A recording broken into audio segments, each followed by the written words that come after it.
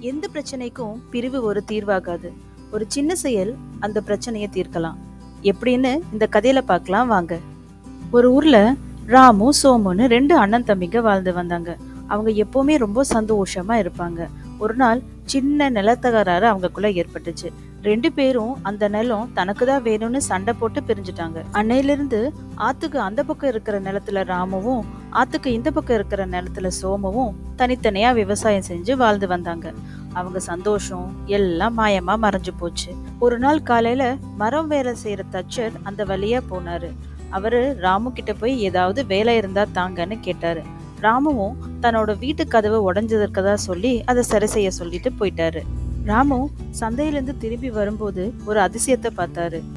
அந்த தச்சர் கதவை சரி செஞ்சது மட்டும் இல்லாம ராமு சோமு நிலங்களை இணைக்கக்கூடிய மாதிரி ஒரு சின்ன பாலத்தையும் கட்டியிருந்தாரு. இது பார்த்த சோமுவுக்கு தன்னோட தவறு என்னன்னு புரிய வந்துச்சு. உடனே ராமுவை பார்க்க சோமு அந்த பாலத்தை தாண்டி போனான். ரெண்டு பேரோட ஈகோவும் கண்ணீரா கரைஞ்சு போச்சு. அந்த தச்சர் உடைஞ்ச கதவை மட்டும் சரி செய்யல, உடைஞ்ச ரெண்டு இதயங்களையும் சரி செஞ்சாரு. பிரச்சனை எவ்வளவு பெருசா இருந்தாலும் ஒரு சின்ன செயல் அதை எல்லாத்தையும் மாத்திரும்.